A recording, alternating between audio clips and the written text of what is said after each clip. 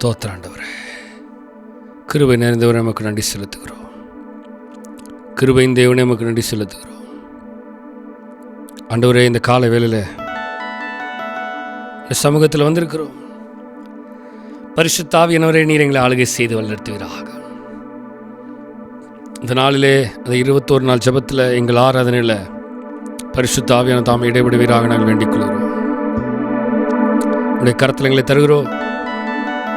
நீரை ஆளுகை செய்து நீரை பொறுப்படுத்த நடத்துகிறார். எல்லா துதி கன மகிமை எல்லாம் உமக்கு ஒருவருக்கு மாத்திரமே செலுத்துகிறோம். மீட்பரும் ரட்சகருமாய் இயேசு கிறிஸ்துவின் மூலம் ஜெபம் கேளும் எங்கள் ஜீவனுள்ள பிதாவே. ஆமென், ஆமென், ஆமென்.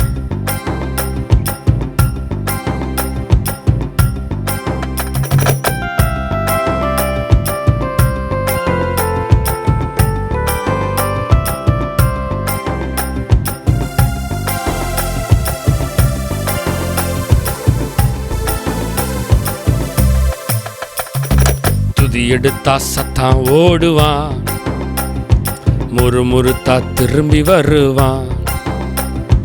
துதி எடுத்தா சத்தான் ஓடுவான், முறுமுறுத்தா. துதித்து பாடி மதிலை இடிப்போ, மகிழ்ந்து பாடி எரிகோ பிடிப்போ. துதித்து பாடி மதிலை இடிப்போ, மகிழ்ந்து பாடி எரிகோ பிடிப்போ.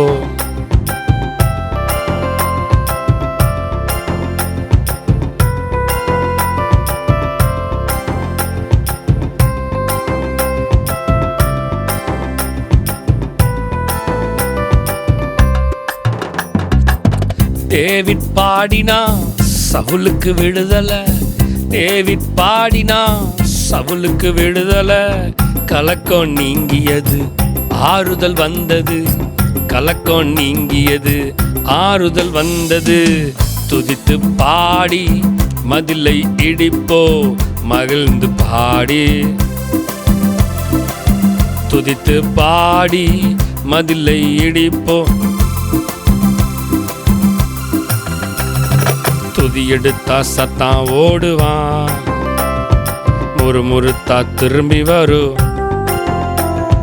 துதி எடுத்தா சத்தான் ஓடுவான், முறுமுறுத்தா திரும்பி வருவான். துதிக்கும் தாவீதுக்கோ கொஞ்சமும் பயமில்ல, துதிக்கும் தாவீதுக்கோ கொஞ்சமும் பயமில்ல. விசுவாச வார்த்தையா கோலியத்தை முறியடிச்சான், விசுவாச வார்த்தையா கோலியத்தை முறியடிச்சான். துதித்து பாடி மதிலை இடிப்போ, மகிழ்ந்து பாடி. துதித்து பாடி மதிலை இடிப்போம். துதி எடுத்தா சத்தான் ஓடுவான், முறுமுறுத்தா திரும்பி வரும். துதி எடுத்தா சத்தான் ஓடுவான், முறுமுறுத்தா திரும்பி வருவான். ஆடுகள் மேய்த்தவன் அரசனாய் மாறினான், ஆடுகள் மேய்த்தவன் அரசனாய் மாறினான். ஆராதனை வீரனுக்கு ப்ரமோஷன் நிச்சயம், ஆராதனை வீரனுக்கு ப்ரமோஷன் நிச்சயம். துதித்து பாடி மதிலை இடிப்போ, மகிழ்ந்து பாடி.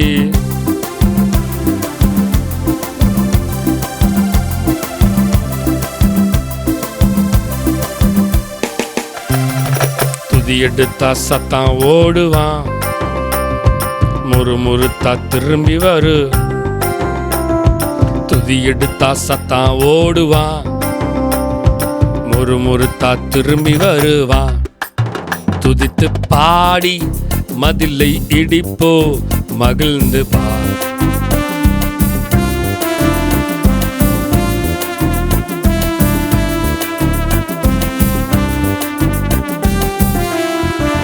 துதித்து பாடி மதிலை இடிப்போ, மகிழ்ந்து பாடி எரிகோ.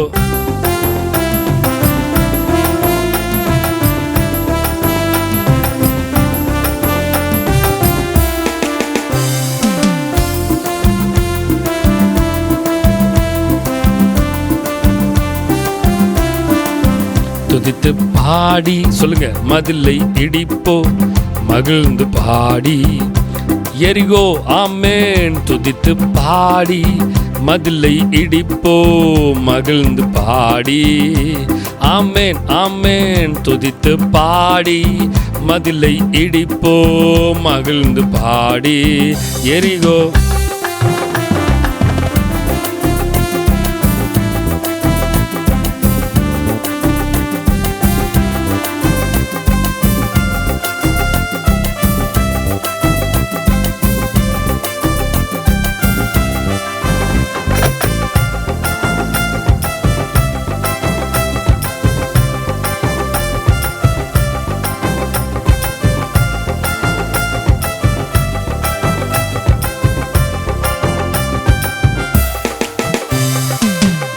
துதி எடுத்தால் சாத்தான் ஓடுவான். எல்லாவற்றையும் மேற்கொள்வதற்கு துதி நமக்கு ஆயுதமாக இருக்கிறது. இருக்கிற இடத்துல கண்களை மூடி ஆண்டவரை துதிப்போமா? ஆண்டவரே, நீரே எல்லாவற்றிற்கும் மேலானவர் என்று சொல்லுங்க. நீரே எல்லாவற்றிற்கும் உயர்ந்தவர்னு சொல்லுங்க. உம்முடைய நாமத்தை நாங்கள் மேன்மை பாராட்டுகிறோம் சொல்லுங்க. ஆண்டவரே, உம்முடைய நாமத்தை நாங்கள் மேன்மை பாராட்டுகிறோம், மேன்மை பாராட்டுகிறோம். எஸ், ஆமென். எஸ்,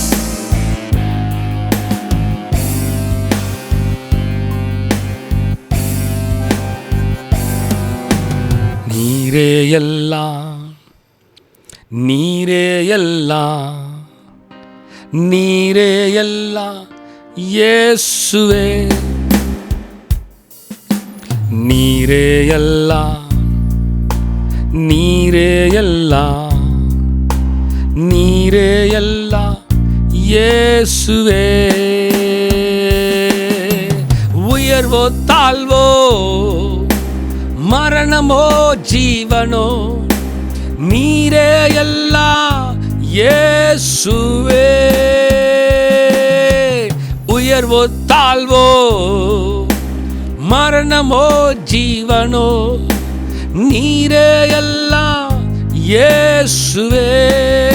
சொல்லுங்க, ஆராதிப்பே ஆராதிப்பே ஆராதிப்பே ஆராதிப்பே இயேசுவை. ஆராதிப்பே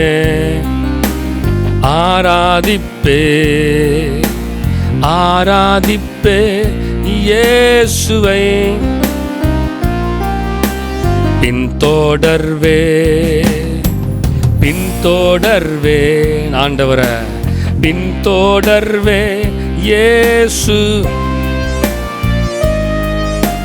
பின்தொடர்வேன் இயேசுவை, பின்தொடர்வே பின்தொடர்வே இயேசுவை. நேசிப்பே நேசிப்பே நேசிப்பே இயேசுவை. நேசிப்பே நேசிப்பே நேசிப்பே இயேசுவை.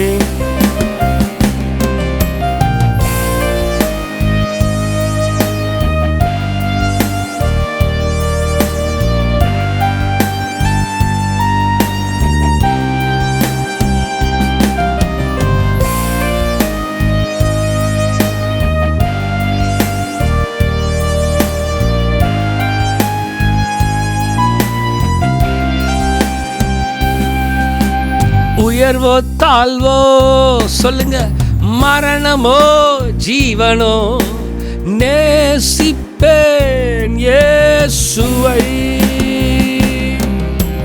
உயர்வோ தாழ்வோ, மரணமோ ஜீவனோ, நேசிப்பேன் இயேசுவை. ஆராதிப்பே ஆராதிப்பே ஆராதிப்பே. தேவனை ஆராதிக்கிறோம், தேவனை ஆராதிக்கிறோம், தேவனை ஆராதிக்கிறோம்.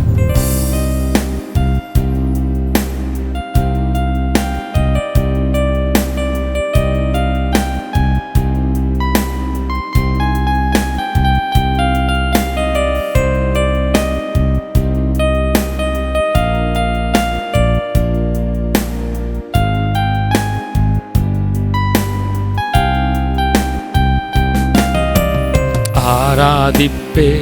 சொல்லுவீங்களா? ஆராதிப்பே, ஆராதிப்பே இயேசுவை, இயேசுவை ஆராதிப்பே, ஆராதிப்பே, ஆராதிப்பே இயேசுவை. ஆராதிப்பேன், ஆராதிப்பேன், ஆராதிப்பேன், ஆராதிப்பேன், ஆராதிப்பேன், ஆராதிப்பேன் இயேசுவை. ஆராதிப்பேன், ஆராதிப்பேன், ஆராதிப்பேன் இயேசுவை. ஆராதிப்பே, ஆராதிப்பே, ஆராதிப்பே இயேசுவை.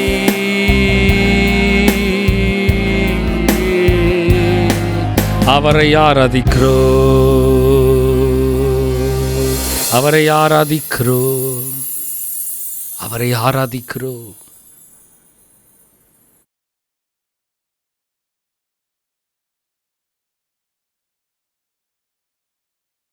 தேவன் நாம் மையப்படுவதாக. இந்த 18வது நாளில், டே 18, 18வது நாளில் ஆவியானவர் நம்மோடு பேச போகிற வார்த்தை எரேமியா தீர்க்கதரிசியின் புஸ்தகம் 34ஆம் அதிகாரம் 18லேருந்து 20 வசனங்களை நாம் வாசிக்கலாம். Jeremiah chapter 34 verse 18 to 20. என் முகத்துக்கு முன் பண்ணின உடன்படிக்கையின் வார்த்தைகளை நிறைவேற்றாமல் என் உடன்படிக்கையை மீறின மனுஷரை நான் துண்டங்களின் நடுவாக கடந்து போகும்படி அவர்களை இரண்டாக துண்டித்து கன்று குட்டியைப் போல் ஆக்குவேன். கன்று குட்டியின் துண்டங்களின் நடுவே கடந்து போன யூதாவின் பிரபுக்களையும் எருசலேமின் பிரபுக்களையும் பிரதானிகளையும் ஆசாரியர்களையும் தேசத்து சக ஜனங்களையும் அப்படி செய்து நான் அவர்களை அவர்கள் சத்துருக்களின் கையிலும் அவர்கள் பிராணனை வாங்க தேடுகளின் கையிலும் ஒப்புக் கொடுப்பேன். அவர்களுடைய பிரேதம் ஆகாயத்தின் பறவைகளுக்கும் பூமியின் மிருகங்களுக்கும் இரையாகும் என்ற ஆண்டுடைய வார்த்தை சொல்லப்படுகிறது. டே 18, 18வது நாளில் ஆவியானவர் நம்மகிட்ட பேசுகிற வார்த்தை. இந்த ஆவிக்குரிய வாழ்க்கையிலே இந்த வார்த்தை ரொம்ப மிக முக்கியமான வார்த்தை. என்னென்னா உடன்படிக்கை, கவனன்ட். ஒரு மிகப்பெரிய சீரியஸே நம்ம பேசியிருக்கோம் பைபிள் ஸ்டடியில்.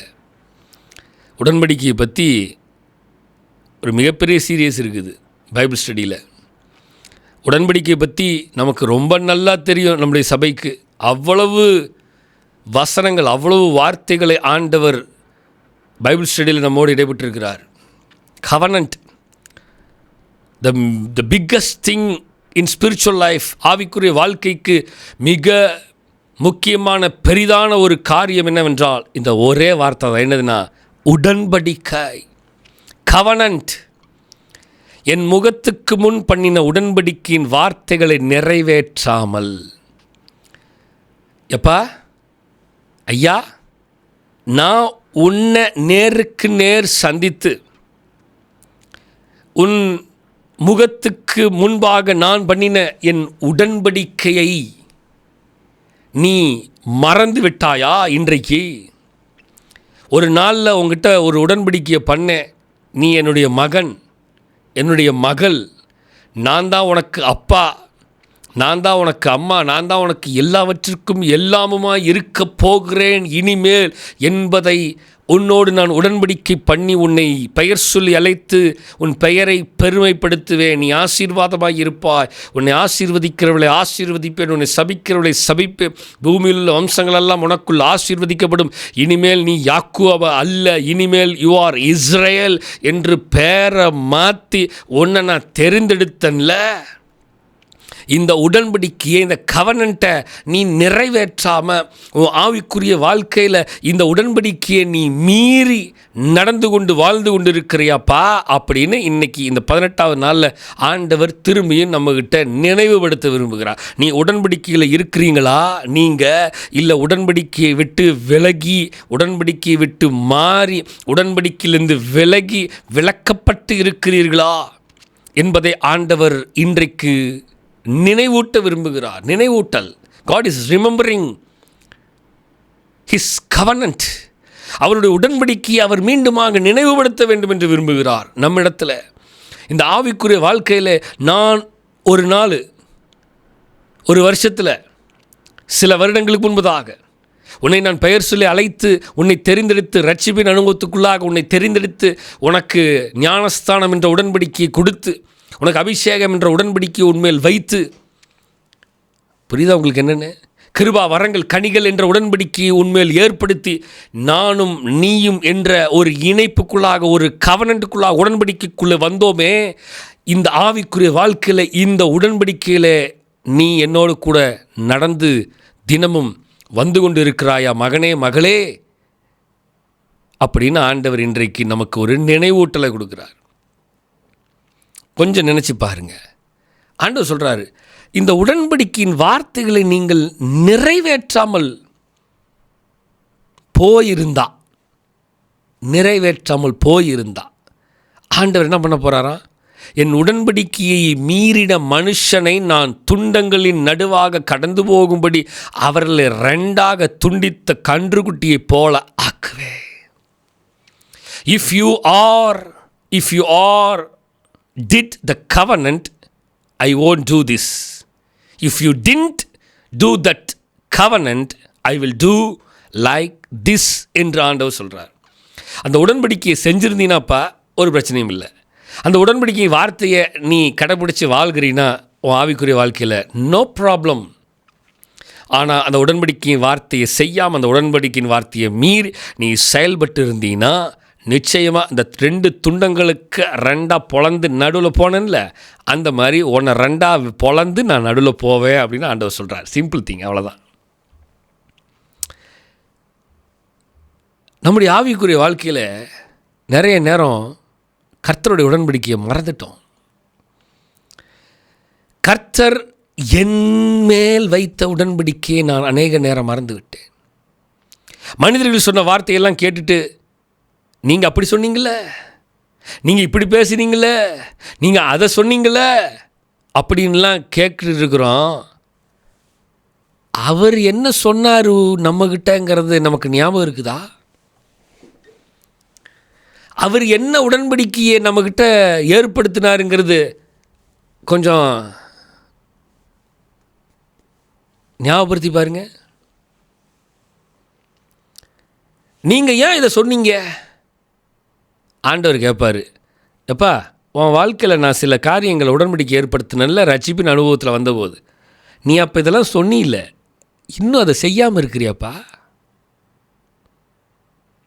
நாம் மனிதர்களை பார்த்து கேட்குறோம், ஆண்டவர் நம்மளே பார்த்து கேட்குறாரு. நீ அவங்ககிட்ட உடன்படிக்கைன்னு பொங்கிட்டு கிடக்கிற கொந்தளிக்கிறிய, நான் உங்ககிட்ட ஏற்படுத்தின உடன்படிக்கையை நீ நிறைவேற்றாமல் இருக்கிறப்பா, நிறைவேற்றாமல் இருக்கிறிய சகோதரியே, நிறைவேற்றாமல் இருக்கிறீங்களே சகோதரரே, நிறைவேற்றாமல் இருக்கிற குடும்பமே என்று கர்த்தர் இன்றைக்கு நம்மை பார்த்து இந்த 18வது நாளில் டே 18 ஆவியானவர் நம்மோடு பேசுகிறார். உபாகமம் 17ஆம் அதிகாரம், ஜூட்ரானமி உபாகமம் 17ஆம் அதிகாரம் 17, ஜூட்ரானமி 17 2-5 வசனம் 2-5. என் தேவனாய கர்த்தரின் கண்களுக்கு முன்பாக எந்த புருஷனாவது ஸ்திரீயாவது உன் தேவனாய கர்த்தர் உனக்கு கொடுக்கிற வாசல்கள் ஒன்றில் அக்கிரமம் செய்து அவருடைய உடன்படிக்கையை மீறி, நல்லா கவனிங்க, அந்த கவனன்ட்டை மீறி நான் விலக்கி இருக்கிற வேறு தேவர்களையாவது சந்திர சூரியர் முதலான வான சேனைகளையாவது சேவித்து அவைகளை நமஸ்கரிக்கிறதாக காணப்பட்டால், நீ என் உடன்படிக்கையை விட்டு வேற எதையாவது நீ அவங்க செய்கிறத நீ பார்த்தா, அது உன் செவி கேட்க உனக்கு அறிவிக்கப்படும் போது ஒருவேளை பார்க்காம உன் காதில் கேட்குற அப்படின்னா நீ அதை நன்றாய் விசாரிக்க கடவாய். முதல்ல போய் நல்லா விசாரிச்சிரு, அது மெய் என்றும் அப்படிப்பட்ட அருவருப்பு இஸ்ரவேலில் நடந்தது நிச்சயம் என்று கண்டாயானால், நல்லா விசாரிச்சு பாரு, அது அப்படி தான் அப்படின்னு ப்ரூவ் ஆயிருச்சு அப்படின்னா, அது கன்ஃபர்மேஷன் ஆயிருச்சுன்னா, அந்த அக்கிரமத்தை செய்த புருஷனையாவது ஸ்திரீயையாவது உன் வாசல்களுக்கு வெளியில் கொண்டு போய் அப்படிப்பட்டவர்கள் சாகும்படி கல்லெறிய கடவர்கள். இதெல்லாம் பழசு பாஸ்டர், பழைய ஏற்பாடை பற்றி நீங்கள் பேசிகிட்டு இருக்கிறீங்க. We are living in a new covenant. நாங்கள் புதுசில் இருக்கிறோம், நீங்கள் என்ன பழசை பேசிகிட்டு இருக்கிறீங்க? இப்போ நான் ரீசெண்டாக ஒரு வார்த்தை கேள்விப்பட்டேன், சிமு சிபி அப்படின்னு இப்போ இருக்க ஒரு ட்ரெண்டில் சொல்கிறாங்க. சிமு சிபி எனக்கு புரியல. நான் கேட்டேன், சிமு சிபியா? கிமு கிபி தானே கேள்விப்பட்டிருக்கோம், இது என்ன சிமு சிபி அப்படின்னு அந்த ட்ரெண்டில் இருக்கிற மக்கள் என்கிட்ட சொல்லும் பொழுது, நான் கேட்கும் பொழுது அவங்க சொன்னாங்க, சிலுவைக்கு முன் சிலுவைக்கு பின். என்னையாது? சரி, கொஞ்சம் இன்னும் விளக்கமாக சொல்லு. சிலுவைக்கு முன் அப்படின்னா சிலுவை வர்றதுக்கு முன்னாடி, அதாவது பழைய ஏற்பாடு, பழைய ஒளிந்து போன காரியங்களாம், அதை பற்றி சிமுவை பற்றி பேசக்கூடாதான். சிபின்னா என்னது? சிலுவைக்கு பின், அதாவது புதிய ஏற்பாடு, ஆண்டவராக இயேசு கிறிஸ்துவுக்கு பிறகு, அதாவது கிருபையின் நாட்கள், ஆசீர்வாதமான ஒரு செழிப்பான. நீங்கள் சிபியை பற்றி பேசுங்க, சிமு பற்றி பேசாதீங்க. எனக்கு புரியலை, நீங்கள் என்ன சொல்கிறீங்க?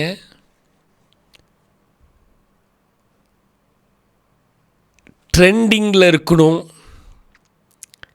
என்னென்ன வார்த்தைகள் எல்லாம் பயன்படுத்த முடியுமோ எல்லா வார்த்தைகளையும் பயன்படுத்தி கொண்டு தனக்கு சாதகமாக எதெல்லாம் இருக்கிறதோ அதெல்லாம் மட்டுமே செய்ய வேண்டும் சபை, அதை மட்டுமே பேச வேண்டும் சபை, அதை மட்டுமே பேச வேண்டும் போதகர்கள், அதை மட்டுமே மேய்ப்பர்கள் பேச வேண்டும். இல்லை என்றால் எனக்கு இது ஆகாது. உடன்படிக்கைன்னா என்ன? அங்கே இருக்கிற உடன்படிக்கையை பற்றி பேசினாதான் இங்கே இருக்கிற உடன்படிக்கையை எனக்கு புரியும். கர்த்தர் அங்கே ஏற்படுத்தின உடன்படிக்கை நம்ம சர்ச்சில் இருக்கவங்களுக்கு எல்லாருக்கும் நல்லாவே தெரியும். உடன்படிக்கையில் நம்ம எவ்வளவோ ஸ்டடி பண்ணியிருக்கோம், ரொம்ப நல்லா தெரியும். அந்த கவனன்ட்டில் எப்படியெல்லாம் அந்த கவனன்ட் வந்துச்சுங்கிறது ஒரு பிக்கஸ்ட் சீரியஸ் நமக்கு நல்லாவே தெரியும். அந்த உடன்படிக்கையினுடைய காரியத்தின் முக்கியத்துவம் என்னவென்று நிறைய பேத்துக்கு புரியலை, தெரியலை. ஆண்டவருடைய வார்த்தை சொல்லுது, if they are not in the covenant, அவர்கள் அந்த உடன்படிக்கையில் இல்லைன்னா யாராக இருந்தாலும் சரி, புருஷனாக இருந்தாலும் சரி, ஸ்திரீயாக இருந்தாலும் சரி, எப்பேற்பட்ட ஆளாக இருந்தாலும் சரி, அவங்கள தூக்கி வெளியில் வீசிட்டு அவங்கள என்ன பண்ணிரு, அவ்வளோதான், ஃபினிஷ் இட் அப்படிங்கிறார் ஆண்டவர். அப்படின்னா என்ன சொல்ல வராரு? ஒருவன் அந்த உடன்படிக்கையை விட்டு மீறி விட்டான், தன்னுடைய ஆவிக்குரிய வாழ்க்கையை விட்டு, அந்த ஆவிக்குரிய வாழ்க்கையில் இருக்கிற உடன்படிக்கையை விட்டு, தேவனோடு இருக்கிற உடன்படிக்கையை விட்டு அவன் விலகினாலே கர்த்தருக்கு அது பிரியமல்ல. ஆவிக்குரிய வாழ்க்கையில் உடன்படிக்கை என்பது மிக முக்கியமான காரியம், கர்த்தருக்கு அது பிரியமல்ல. ஆனால் நம்ம கர்த்தருக்கு எதெல்லாம் பிரியமில்லையோ அதெல்லாம் தான் நம்ம பிரியப்படுறோம். நம்ம எதெல்லாம் பிரியப்படுறோமோ அது கர்த்தருக்கு பிரியமே இல்லை. எதெல்லாம் பிடிக்காதோ அதை தான் நம்ம செய்யணும்னு விரும்புகிறோம். ஆனால் நம்ம பேர் என்ன தெரியுமா? ஆவிக்குரியவர்கள். நான் தேவனால் தெரிந்து கொள்ளப்பட்ட பிள்ளையாக இருக்கிறேன், ஆனால் தேவனுக்கு பிடிக்காத எல்லாவற்றையும் செய்து கொண்டிருக்கிறேன். இது ஆவிக்குரிய வாழ்க்கையா? இல்லை. இந்த 18வது நாளில் ஆண்டவர் சொல்கிறார், ஆவிக்குரிய வாழ்க்கையில் இப்படி இருக்கணும்ப்பா. ஆவிக்குரிய வாழ்க்கையை கவனன்ட்டுக்குள்ளே வாங்க, இந்த உடன்படிக்கைக்குள்ளே வாங்க, உடன்படிக்கைக்குள்ளே இருங்க, உடன்படிக்கையை விட்டு விலகாதீங்க, மீறாதீங்க. உபாகமம் 29ஆம் அதிகாரம், டியூட்ரானமி சாப்டர் 29 verse 12 to 15, 12-15 வசனங்கள், 29 12-15 வசனத்தை வாசிக்கும் பொழுது, உங்கள் கோத்திரங்களில் தலைவரும் உங்கள் மூப்பரும் உங்கள் அதிபதிகளும் இஸ்ரவேலில் சகல புருஷரும் சகல பிள்ளைகளும் உங்கள் மனைவிகளும் உங்கள் பாளையத்துக்குள் இருக்கிற உங்கள் விறகுக்காரரும் உங்கள் தண்ணீர்க்காரருமான அந்நியர் எல்லாரும் இன்று உங்கள் தேவனாகிய கர்த்தருடைய சமூகத்தில் நிற்கிறீர்களே. எல்லாத்தையும் சொல்லிட்டாங்க. சொல்லிட்டு ஒருத்தர் விடாமல், தண்ணி பாய்ச்சிறவன், விறகு எடுக்கிறவன், எல்லாரும் சகலமும் ஆண்டவர் சொல்கிறார் 14 நான் உங்களோடு மாத்திரம் இந்த உடன்படிக்கையையும் இந்த ஆணையையும் உறுதியையும் பண்ணாமல் இன்று இங்கே நம்மோடு கூட நம்முடைய தேவனாகிய கர்த்தருடைய சமூகத்தில் நிற்கிறவர்களோடேயும் இன்று இங்கே நம்மோடு இராதவர்களோடேயும் அதை பண்ணுவேன் என்று கருத்து சொல்கிறார். கர்த்தர் எங்கிட்ட மாத்திரம் பண்ணலை, me, my family, my workers, புரியுதா, மை டீம்மேட்ஸ், இங்கே இருக்கிறவங்க இங்கே இல்லாதவங்க எல்லாரும், அதான் நானும் என் வீட்டாரமா என்ற கர்த்தரை சேர்ப்போம். நான் ஒன்ஸ் உள்ளே வரும் பொழுது கர்த்தர் என் மேலே உடன்படிக்கையை ஏற்படுத்தும் பொழுது அந்த உடன்படிக்கையின் அனுபவம் என் குடும்பத்துக்குள்ளே வந்துடணும். அந்த உடன்படிக்கையின் அனுபவம் என் வீட்டுக்குள்ளே வந்துவிட வேண்டும். அதுதான் ஸ்பிரிச்சுவல் லைஃப். இல்லைங்க, நான் மட்டும்தான் சர்ச்சுக்கு வரேன், அவர் வரமாட்டார், நானும் கண்டுக்கிறது இல்லை, நான் பாட்டுக்கு வருவேன், நான் பாட்டுக்கு போவேன், அவரும் என்னை டிஸ்டர்ப் பண்ண மாட்டார், அவர் பாட்டுக்கு சினிமா பார்ப்பார், நான் உட்காந்து காய் வெட்டிகிட்டு இருப்பேன். நல்லா கவனிங்க, எப்படி அவர் பாட்டுக்கு உட்காந்து சினிமா பார்த்துட்ருப்பார், நான் பாட்டுக்கு காய் வெட்டிகிட்டு இருப்பேன். நான் என்னுடைய உடன்படிக்கையில் சோத்திரங்கிறேன். அவர் உடன்படிக்கையில் உட்காந்து ஒரே ரூமில் ஒரே ஹாலில் உட்காந்து சினிமா பார்த்துட்ருக்கிறாரு, கேட்டுட்ருக்குது என் காதில். இப்போ சோத்திரங்கிறேன், வெட்டிகிட்டு இருக்கிறேன். இந்த உடன்படிக்கையை மீறி அது உள்ள காதுக்குள்ளே போகுது. அவர் பாட்டுக்கு இருக்கிறார், நான் பாட்டுக்கு இருக்கிறேங்க, அதுக்கு சம்மந்தம் இல்லைங்க. அப்படியா சொல்லப்பட்டிருக்கிறது வார்த்தை? What is mean by covenant? What is mean by spiritual life? ஆவிக்குரிய வாழ்க்கையின் உடன்படிக்கை என்றால் என்னன்னு தெரியுமா? தெளிவாக வசனம் போட்டிருக்குது, நான் வாசிக்கிறேன், கவனிக்கிறீங்களா? திரும்பி அந்த வசனம் வாசிக்கலாம். உபாகமம் 29:12-15 வசனங்கள். உங்கள் கோத்திரங்களில் ட்ரைப்னா யார்? என் குடும்பம், என் சந்ததி முழுசும், அவ்வளோதான், என் ஃபேமிலி முழுசும். தலைவரும் வீட்டு தலைவர், உங்கள் மூப்பர், வீட்டில் இருக்கிறவங்க பெரிய ஆள், உங்கள் அதிபதி, எல்லாத்துக்கும் ஆள் பெரிய ஆள், இஸ்ரவேலின் புருஷர்கள், பிள்ளைகள், மனைவிகள், வந்துருச்சு பாருங்கள் எல்லாம். பாளையத்திற்குள் இருக்கிற உங்கள் விறகுக்காரரும், வேலை செய்ய வந்தவனாக இருந்தாலும் சரி, தண்ணீர் பாய்ச்சிக்கிறவமான அந்நியனாக இருந்தாலும் சரி, யாராக இருந்தாலும் சரி, தேவனுடைய சமூகத்தில் நிற்கிறவங்கள் எல்லாரும், இங்கே இருக்கிறவர்கள் மாத்திரமல்ல. எப்படி ஆண்டவர் சொல்கிறாரு, நான் உங்களோடு மாத்திரம் இந்த உடன்படிக்கையையும் இந்த ஆணையும் உறுதியையும் பண்ணாமல் இன்று இங்கே நம்மோடே கூட நம்முடைய தேவனாய் கர்த்தருடைய சமூகத்தில் நிற்கிறவர்களோடையும் இன்று அங்கே நம்மோடே இராதவர்களையும் கூட.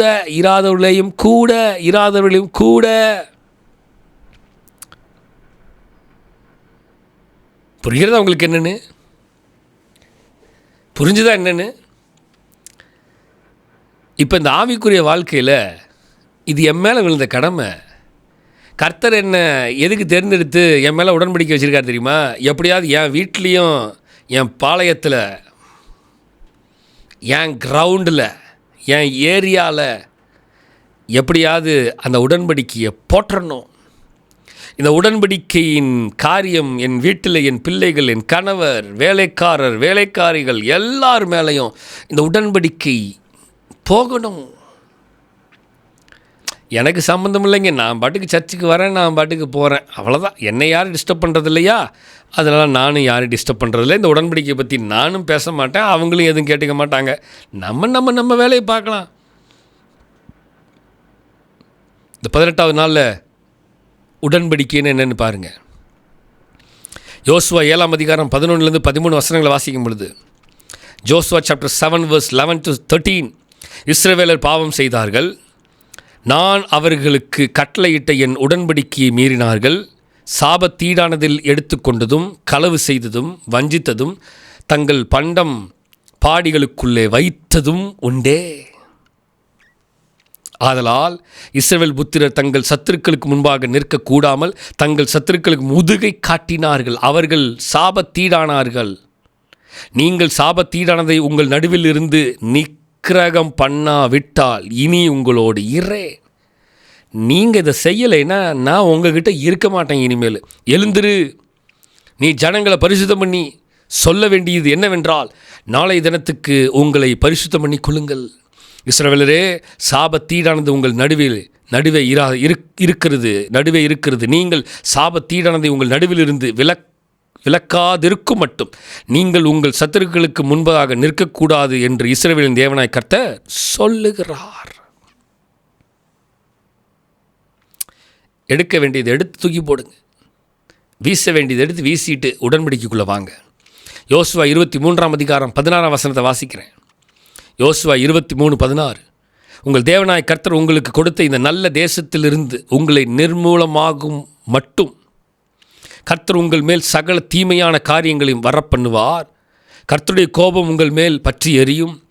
அவர் உங்களுக்கு கொடுத்த நல்ல தேசத்திலிருந்து நீங்கள் சீக்கிரமாய் அழிந்து போவீர்கள் என்றார். கர்த்தர் உங்களை உடன்படிக்கை பண்ணி நல்ல தேசத்தை உங்களுக்கு கொடுத்தாரு. கர்த்தர் என் பிள்ளை என் ஜனம் என்று உடன்படிக்கையை ஏற்படுத்தி நல்ல ஆசீர்வாதங்களை கொடுத்துருக்கிறாரு. நீங்கள் திரும்ப திரும்ப திரும்ப திரும்ப திரும்ப கர்த்தருக்கு விரோதமான தீமையான காரியத்தை, ஆவிக்குரிய வாழ்க்கையை ஒப்பு கொடுக்காமல் நீங்கள் அப்படியே லதாஜிக்காக வாழலான்னு நீங்கள் நினச்சி தேவன் கொடுத்த நல்ல தேசத்தில் நல்ல ஆசீர்வாதத்தை லதாஜிக்காக நடத்தினீங்கன்னா கர்த்தர் உங்களை அதிலிருந்து ரிமூவ் பண்ணி எடுத்துடுவேன் என்று சொல்லுகிறார். உடன்படிக்கையை மறந்துடாதீங்க. உடன்படிக்கையை மீறாதீங்க. உடன்படிக்கையை மறந்துடாதீங்க. That covenant is so important. அந்த உடன்படிக்கை என்பது மிகவும் முக்கியமான காரியம். கர்த்தர் விரும்புகிறது உடன்படிக்கை. நான் அவரோடு உடன்படிக்கை பண்ணப்பட்டிருக்கிறேன். நான் அவரோடு உடன்படிக்கை பண்ணப்பட்டவளாக இருக்கிறபடினால் கர்த்தர் அந்த உடன்படிக்கையில் ரொம்ப ஸ்ட்ராங்காக இருக்கார். அந்த உடன்படிக்கையை நான் மீறும் பொழுது அவருக்கு அது பிடிக்காது. நான் அந்த உடன்படிக்கையை மீறி செயலாற்றும் பொழுது அவருக்கு கொஞ்சம் கூட அதில் இஷ்டம் இல்லை. என்னுடைய உடன்படிக்கையை அவங்க பிரேக் பண்ணுறாங்கன்னு அவருக்கு கோபம் பற்றி எரிகிறது. ஏனென்றால் நம்முடைய தேவன் உடன்படிக்கையில் வைராக்கியம் உள்ள தேவனாக இருக்கிறார். இந்த 18வது நாளில் ஆவியானவர் நம்மகிட்ட பேசின வார்த்தை தான் covenant. Make covenant with God. தேவனோடு உடன்படிக்கை பண்ணுங்க. உடன்படிக்கையில் இன்னும் அதிகமாக நிலைத்திருங்கள்.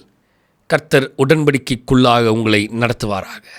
ஜெபிப்போம். பரலோக தேவனே, இயேசு கிறிஸ்துவின் நாமத்தினால இந்த அருமையான காலவெளியில் இந்த டே 18 உடன்படிக்கை மூலமாக எங்களோடு பேசினீங்க. இருக்காங்க நன்றி. இந்த உடன்படிக்கையின் தேவன் மகத்துவமான உடன்படிக்கையை எங்கள் வாழ்க்கையில் செஞ்சுருக்கிறீங்க. அந்த உடன்படிக்கையை நாங்கள் பிடிச்சிக்கொண்டு நாங்கள் இன்னும் அதிகமாக ஓட தேவன் கிருபை செய்வீராக நாங்கள் வேண்டிக் கொள்கிறோம். உங்களுடைய கரத்தில் எங்களை தருகிறோம், தாழ்த்துகிறோம், அர்ப்பணிக்கிறோம். நீரே ஆளுகை செய்து வழிநடத்துகிறார். இயேசுவின் மூலம் ஜெபம் கேளும் எங்கள் ஜீவன் நல்ல பிதாவே, ஆமேன். உடன்படிக்கைக்குள்ளே இருங்க. தேவனோடு உடன்படிக்கைக்குள்ளே இருங்க.